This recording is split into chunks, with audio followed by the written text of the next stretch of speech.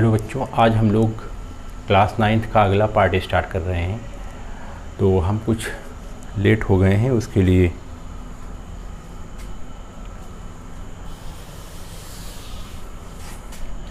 Sorry for that. और तो अब हम लोग क्लास 9th में अब अगला टॉपिक अपना पढ़ने वाले हैं कि अब हमें पढ़ना है स्पीड क्या होती है। स्पीड, तो हमें स्पीड के बारे में पढ़ना है और हमें वेलोसिटी के बारे में पढ़ना है और हमें एक्सीलरेशन के बारे में पढ़ना है।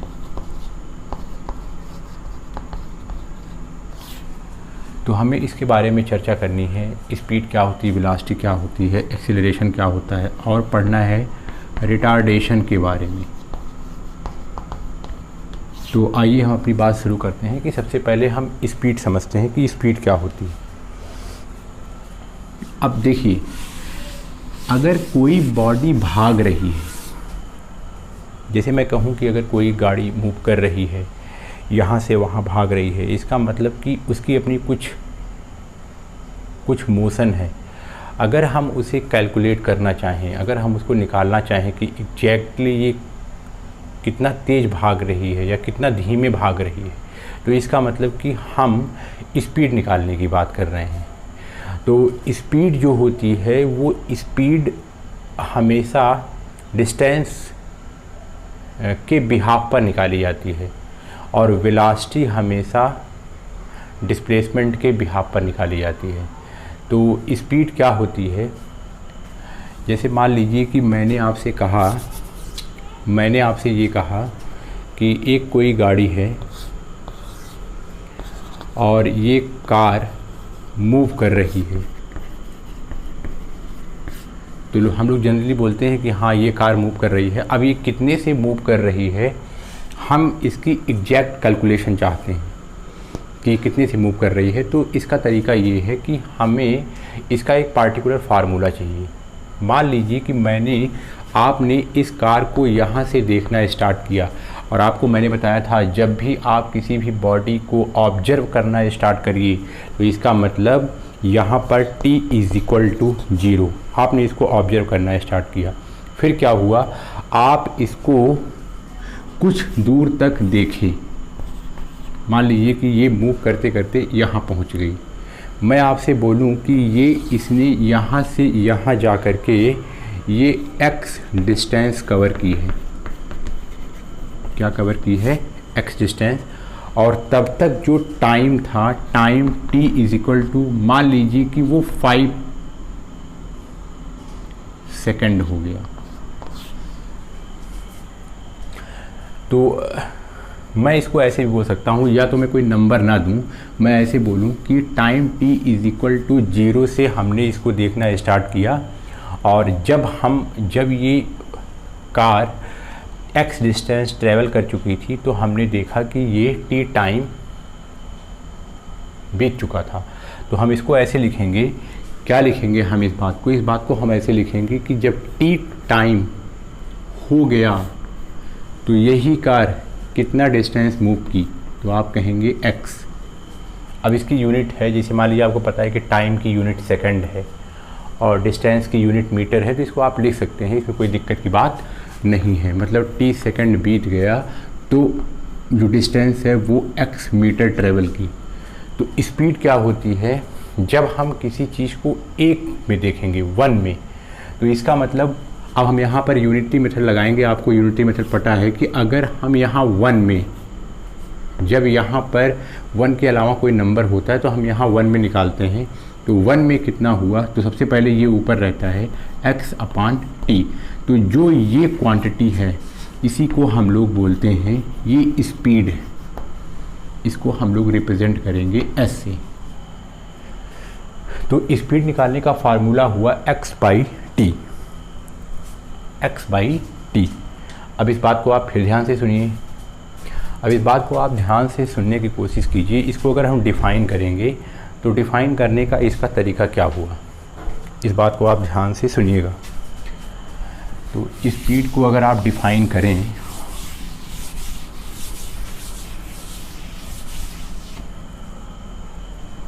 स्पीड को डिफाइन करिए तो लिखेंगे rate of change of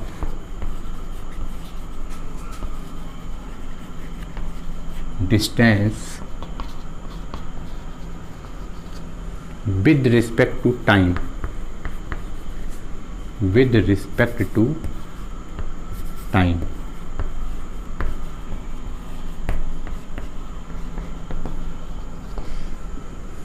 is known as speed. Speed क्या है? स्पीड वो कितनी फास्टर चल रही है, कितने लोअर चल रही है, इसको कैलकुलेट करने का एक तरीका है। तो हम स्पीड को डिफाइन करके इसका एक फार्मूला बनाते हैं। इसको आपको पता है, अगर हमने स्पीड को एस से लिखा तो हमेशा speed is equal to distance, मान लीजिए एक्स अपॉन टी। तो ये एस क्या है? स्पीड। ये क्या है? डिस्टेंस। और टी क्या है? टाइम। तो speed equal to distance upon time.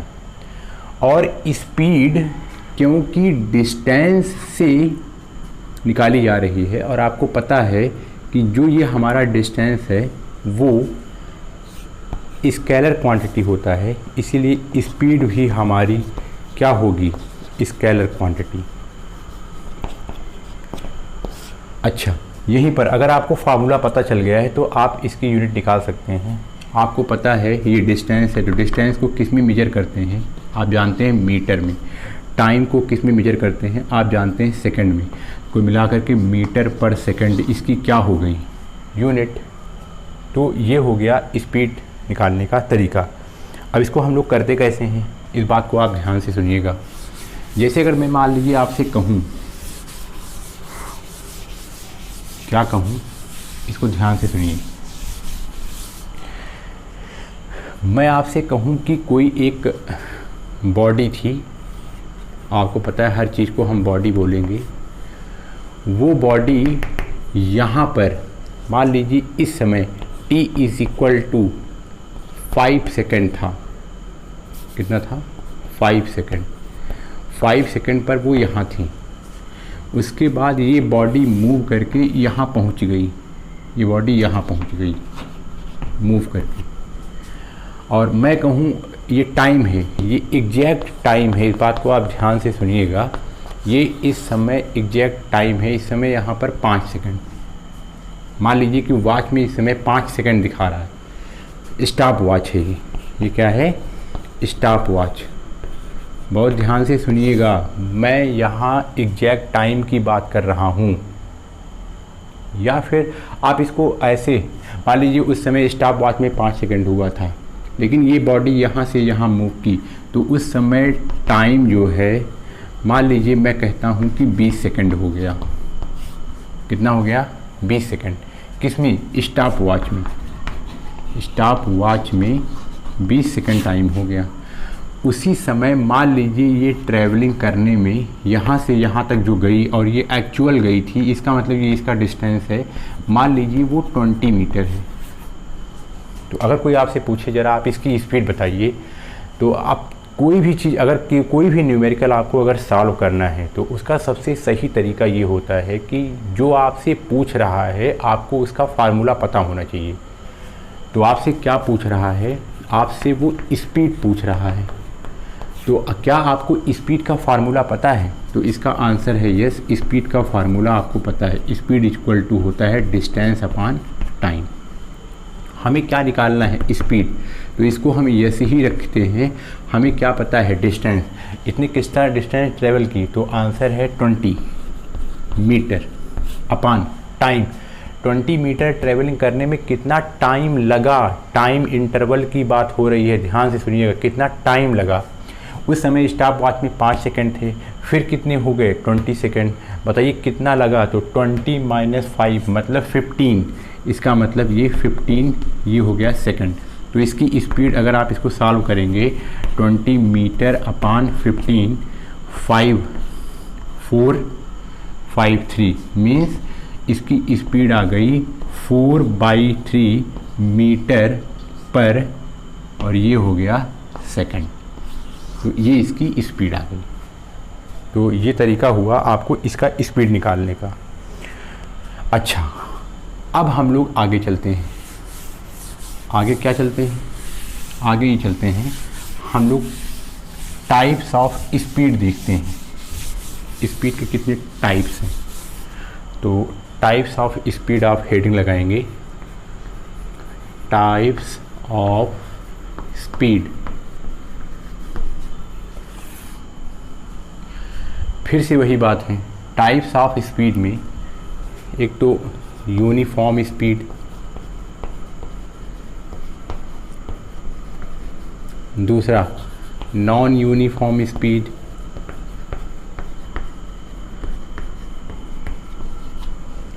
तीसरा एवरेज स्पीड और चौथा इंस्टेंटेनियस स्पीड।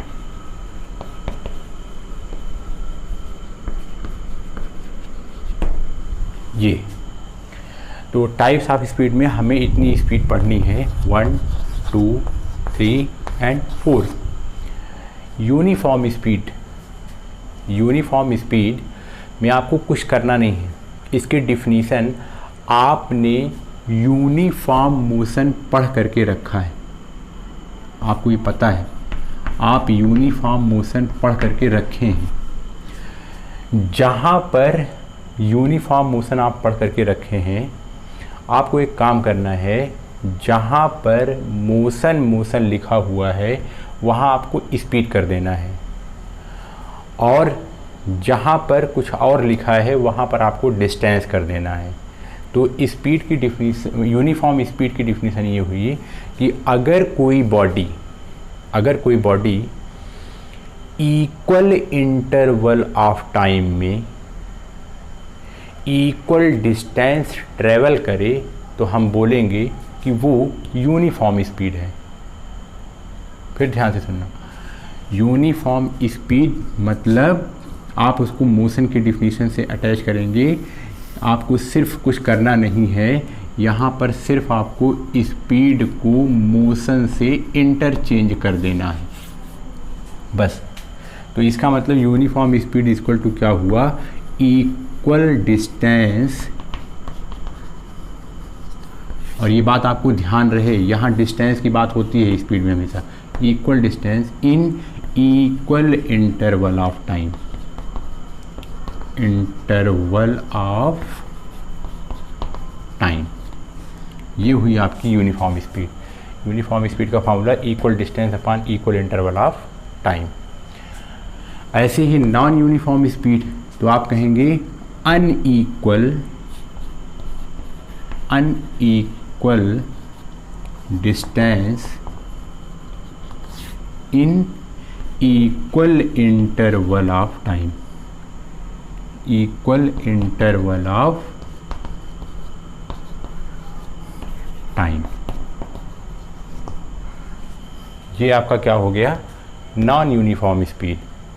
मतलब अगर कोई भी body unequal distance equal interval of time में चलेगा, मूव करेगा, तो इसका मतलब उसकी स्पीड नॉन यूनिफॉर्म रहेगी। ये बात आपको पहले भी यूनिफॉर्म मोशन और नॉन यूनिफॉर्म मोशन में बताया गया है। हमें यहाँ समझना एवरेज स्पीड के बारे में है। थोड़ा इसका लॉजिक हम लोग थोड़ा समझेंगे तो हम इसको जान पाएंगे। तो यूनिफॉर्म स्पीड और नॉन यूनिफॉर्म स्पीड आप अच्छी तरीके से जान रहे हैं। आपको यूनिफॉर्म मोशन में ही इस डिफिनीशन को ठीक से फिट कर देना है। जहाँ पर स्पीड है वहाँ आपको मोशन कर देना है, और ये ध्यान रहेगा स्पीड जहाँ रहेगी वहाँ डिस्टेंस की बात हुआ करेगी, बस बाकी सब कुछ सेम। अब थोड़ा एवरेज का मतलब समझिए। एवरेज का मतलब क्या हुआ? एवरेज स्पीड, एवरेज स्पीड क्या होती है? एवरेज और इंस्टेंटेनियस। अब आइए हम समझते हैं एवरेज स्पीड।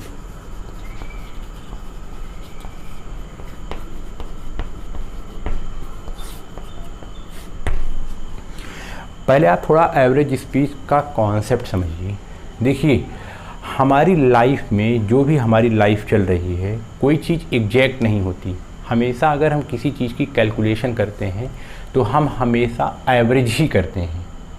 इसका मतलब क्या है, मैं आपको इसके लिए एक कहानी बता रहा हूँ, आप इस बात को ध्यान से सुनिएगा।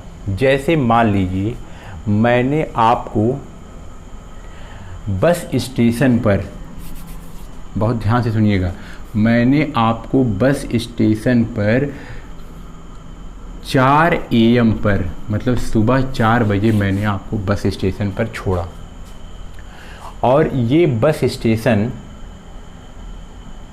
4 AM पर मैंने आपको छोड़ा और बस वहाँ से निकल चुकी। अब मान लीजिए कि आपको लखनऊ जाना है और आपको ये पता है कि अप्रॉक्सीमेटली लखनऊ यहाँ से 150 किलोमीटर डिस्टेंस पर है, ये पक्का है। मैंने आपको 4 AM पर छोड़ा और मैंने आपसे ये कहा कि जब आप लखनऊ पहुँच जाइएगा तो हमें ज़रा कॉल करके बताइएगा। तो आपने कहा ठीक है। 4 AM पर बस चली और आपको पता है कि लखनऊ यहाँ से 150 किलोमीटर है। मान लीजिए कि आपने हमको एग्जैक्ट 7 AM पर फ़ोन किया और हमको आपने बताया कि सर मैं अब लखनऊ पहुंच गया हूं या पहुंच गई हूं। अब यहाँ मेरी बात ध्यान से सुनिएगा। अब यहाँ हम अपने मन में एक कैलकुलेशन करेंगे। हम एक रफ़ आइडिया निकालना चाहते हैं कि आखिर एक बस जब यहाँ से निकलती है तो वो कितनी स्पीड से चलती है जो कि वो लखनऊ पहुँच जाती है। तो इसका आंसर ये है, हम कहेंगे वो कितनी डिस्टेंस पर गई थी, तो आप कहेंगे 150 किलोमीटर अपान, ये तो हो गया डिस्टेंस, फार्मूला आपको पता है, डिस्टेंस अपान टाइम। 150 किलोमीटर ट्रैवलिंग करने के लिए कितना टाइम लगा, तो आपको पता है 4 से 5, 5 से 6 और 6 से 7, मतलब आपको यहाँ पर 3 आवर लगी पहुँचने में। तो इसका टोटल टाइम कितना लगा, 3 आवर। तो हमने कैलकुलेट किया 3 1 जा 3, 350, मतलब हमें 50 किलोमीटर पर आवर ये हमको स्पीड मिली, ये हमको स्पीड मिली 50 किलोमीटर पर आवर। किसकी, उस बस की। इसका मतलब हमने ये आइडिया लगाया, अच्छा 50 किलोमीटर पर आवर की स्पीड से ये बस चल रही है। अरे भाई 50 किलोमीटर पर आवर मतलब पर आवर का जहाँ पर लगा रहता है, अपान लगा रहता है, इसका मतलब वहाँ 1 घंटे की बात का आइडिया आपको दे रहा है। मतलब 1 घंटे में, 1 आवर में वो 50 किलोमीटर जा रही है। फिर से सुनिए, 2 आवर बीत गया तो कितना गई, तो आप कहेंगे 100 किलोमीटर गई। फिर से सुनिए, 3 आवर बीत गया तो कितना गई, आप कहेंगे 150 किलोमीटर चली गई। आप लखनऊ पहुंच गए। बहुत ध्यान से सुनिएगा, रियल कंडीशन में बस में तो आप ही बैठे हुए हैं और आप सही तरीके से बता सकते हैं, और सही सही बताइएगा भी, क्या जो आपकी बस थी वो हमेशा एक ही स्पीड से, मतलब वो 50 किलोमीटर पर आवर की स्पीड से ही गई थी? तो इसका आंसर है गलत। अरे भाई, कहीं क्राउड मिला होगा, कहीं भीड़ मिली होगी, बस वहाँ पर रुकी होगी, या कहीं पर कोई भी भीड़ नहीं होगी, एकदम पूरी तरीके से सुनसान सड़क होगी, तो वहाँ पर क्या पता कि बस वाले ने 160 या 150 या 140 या 100 किलोमीटर पर आवर की स्पीड से बस चलाई होगी। कहीं पर कुछ रुकने पर वहाँ पर कुछ आपको नाश्ता पानी कराया होगा। तो कहने का मतलब ये हुआ कि कभी कम कभी ज़्यादा, कभी कम कभी ज़्यादा, मतलब एग्जैक्ट तो ये है कि बस 50 किलोमीटर पर आवर की स्पीड से लगातार ऐसे तो नहीं चल सकती।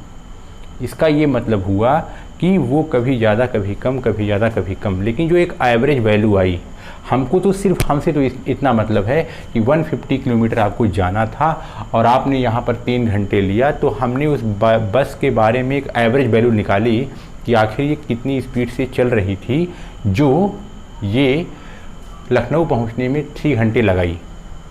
तो इसका ये मतलब हुआ कि हमेशा जो हमारी लाइफ है वो एवरेज से ही कैलकुलेट होती है। कोई चीज़ का एग्जैक्ट हम लोग जल्दी नहीं बताते। और एग्जैक्ट अगर हम किसी चीज़ को बार बार एग्जैक्ट देखना स्टार्ट भी करेंगे तो हम इरिटेट हो जाएंगे, परेशान हो जाएंगे और हम उतना ज़्यादा फ्री नहीं रहेंगे और फिर हमारे लिए दिक्कत होना शुरू हो जाएगी। तो एवरेज जो है, एवरेज टर्म एक अच्छा टर्म है जो कम से कम हमें सुकून देता है और थोड़ा सा अगर उसके बारे में अगर हमें स्टडी करनी है तो एवरेज वैल्यू लेकर के हम उसकी स्टडी कर सकते हैं। तो एवरेज का ये फ़ायदा है कि अगर हमें टोटल डिस्टेंस पता रहे और केवल हमको टाइम इंटरवल पता हो जाए, बस टोटल डिस्टेंस और total time taken, total distance और टोटल टाइम टेकन, इसी मेथड से हम लोग एवरेज स्पीड निकाला करते हैं। तो एवरेज स्पीड यही तो था, ये क्या है, टोटल डिस्टेंस, टोटल कितना टाइम लगा, टोटल टाइम टेकन, ये था। तो अगर हमें एवरेज स्पीड निकालनी है किसी भी चीज़ की तो इस फार्मूले को जो यहाँ मैं लिख रहा हूँ, इस बात को आप बहुत ध्यान से लिखिएगा और इसको समझते रहिएगा। एवरेज स्पीड निकालने का फार्मूला होता है टोटल डिस्टेंस ट्रेवल, मतलब हमको सिर्फ इतना पता है बस, टोटल डिस्टेंस कितना हुआ अपॉन टोटल टाइम टेकन, उस टोटल डिस्टेंस को ट्रैवल करने में टोटल कितना टाइम लगा, बीच में उसने क्या किया हमसे इससे मतलब नहीं, बीच में वो क्या कर रही थी, रुकी थी नहीं रुकी थी, इससे हमसे मतलब नहीं है। हमको सिर्फ इतने से मतलब है कि हमको जब मैंने आपको छोड़ा था उसके बाद फाइनली आपको जहाँ पहुँचना था आप पहुँच गए, उसके बीच में हम यही जानेंगे कि हाँ इतना टाइम कंज्यूम हो गया, अब आपने कितना डिस्टेंस ट्रेवल की, total distance upon total time taken. तो ये है एक एवरेज, ये क्या है, एवरेज, ये है कॉन्सेप्ट ऑफ एवरेज स्पीड। अब हम आगे चलते हैं, स्पीड का अगला पार्ट है क्या, इंस्टेंटेनियस स्पीड, टेनियस।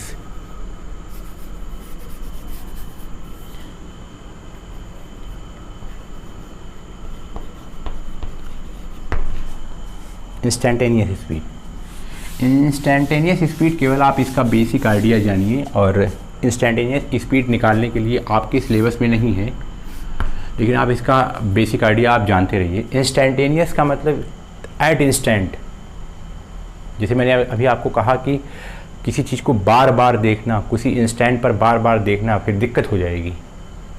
मतलब मैं क्या बोल रहा हूँ, जैसे मान लीजिए मैं आपसे ये कहूँ कि आप कार में बैठ करके एक हाइट बहुत ज़्यादा लॉन्ग ट्रैवलिंग करने की कोशिश कर रहे हैं और आप कार में बैठे हैं और आप कार का ओडोमीटर पढ़ रहे हैं। ओडोमीटर का मतलब जिसमें वो रीडिंग आती है कितना डिस्टेंस ट्रेवल किया और उसकी स्पीड आती है कि अगर मान लीजिए कि जो इसकी सुई है, निडल है, अगर वो 40 पर है तो 40 किलोमीटर पर आवर की स्पीड से चल रही है, 50 है तो 50, 110 है तो 110।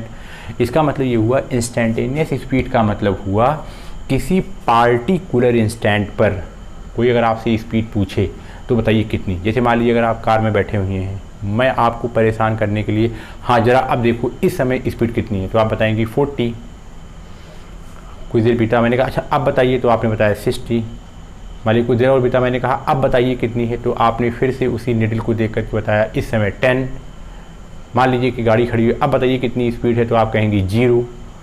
तो कहने का मतलब आप किसी भी बॉडी जब वो चल रही है तो जो इसकी स्पीड है किसी एक पार्टिकुलर इंस्टेंट पर जब जज करेंगे, जब उसको आप किसी पार्टिकुलर इंस्टेंट पर जज करेंगे तो हम बोलेंगे कि हम इंस्टेंटेनियस स्पीड बता रहे हैं।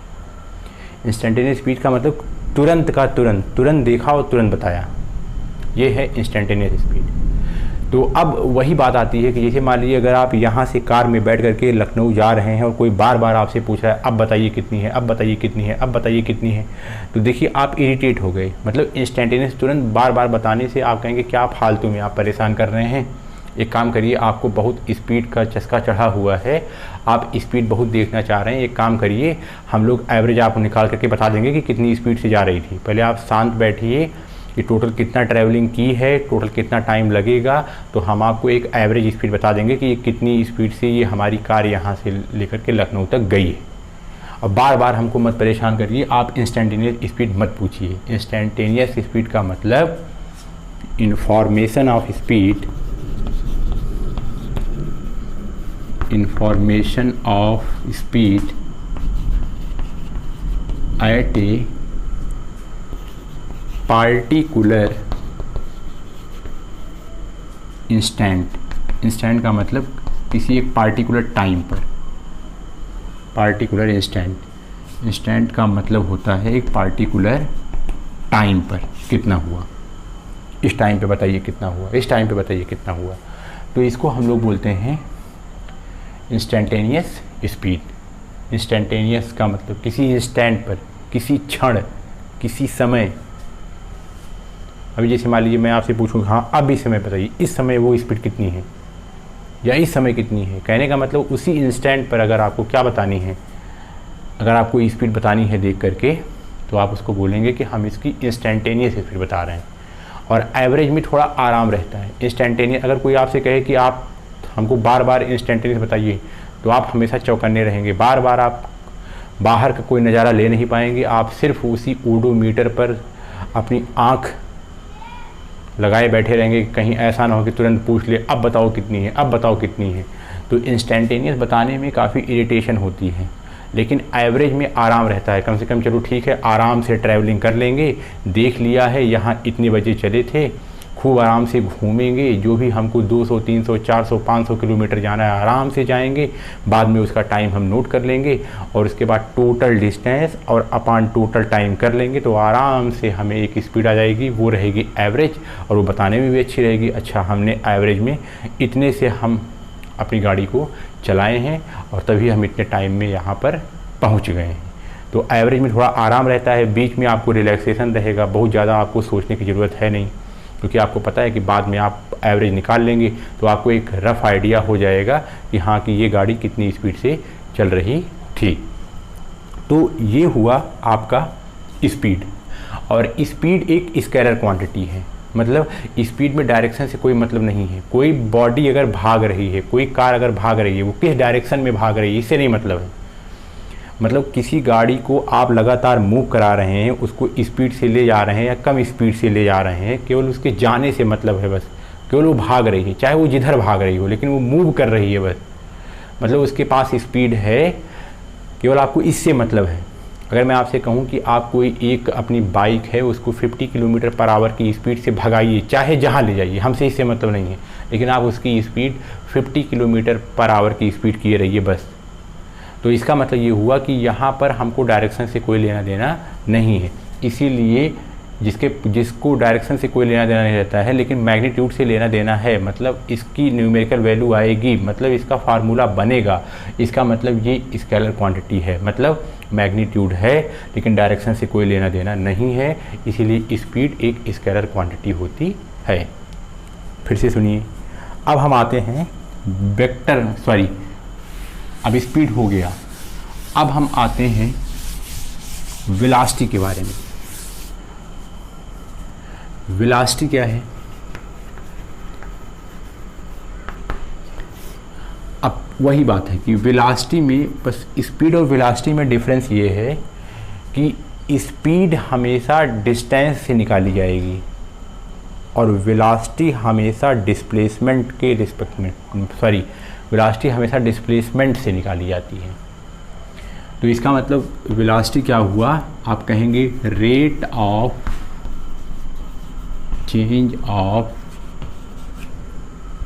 क्या डिस्प्लेसमेंट। अब यहाँ बात आप ध्यान से सुनिएगा, यहाँ डिस्प्लेसमेंट की बात है। Rate of change of displacement per unit time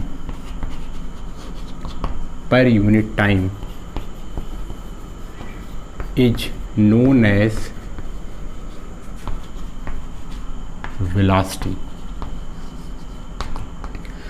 अब आपको मैंने ये बताया था कि जो डिस्प्लेसमेंट होता है वो वेक्टर क्वांटिटी होता है, मतलब डिस्प्लेसमेंट का इनिशियल और फाइनल पोजीशन फिक्स रहता है, मतलब उसमें डायरेक्शन होती है। और आपको अभी भी बताया जा रहा है कि डिस्प्लेसमेंट की हेल्प से ही हम क्या निकालते हैं, वेलोसिटी। तो इसका मतलब कि वेलोसिटी में सब कुछ सेम है, कोई बॉडी वेलोसिटी में है, बस केवल यही स्पीड और वेलोसिटी में यही डिफरेंस है कि स्पीड के पास डायरेक्शन नहीं होती है लेकिन वेलोसिटी के पास डायरेक्शन होती है। वेलोसिटी के पास डायरेक्शन होती है। डायरेक्शन किसके कारण होती है? तो आप कहेंगे डिस्प्लेसमेंट के कारण होती है। तो इसका मतलब rate of change of displacement per unit time is known as velocity. और वेलोसिटी एक वेक्टर क्वांटिटी है।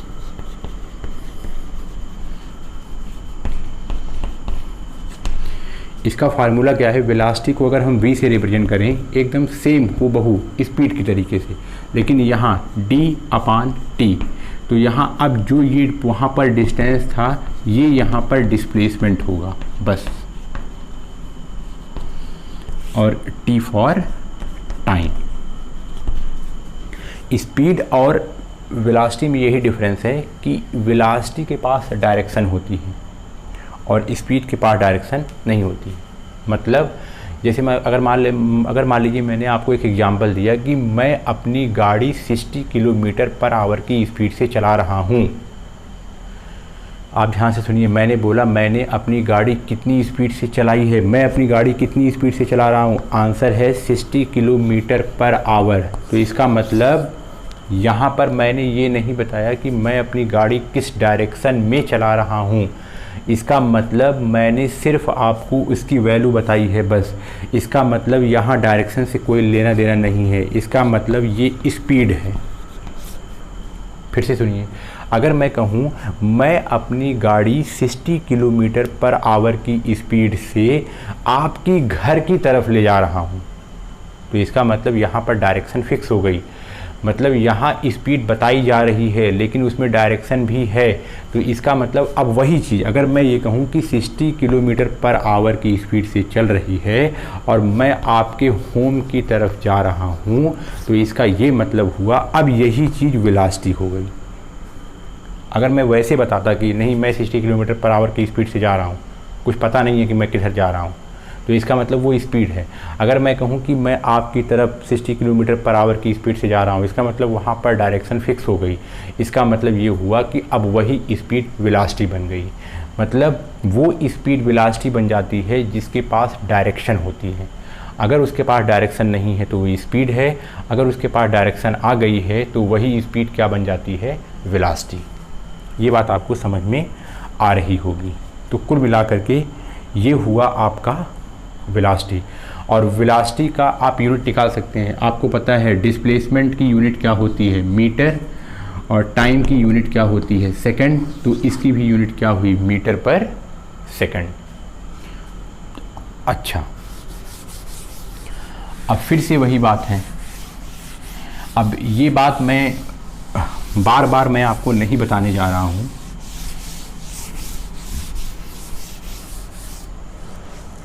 लेकिन अब इसमें भी टाइप्स हैं वेलोसिटी के। इसमें भी क्या हैं? टाइप्स। वही जैसे उसमें था एक यूनिफॉर्म वेलोसिटी, दूसरा नॉन यूनिफॉर्म वेलोसिटी,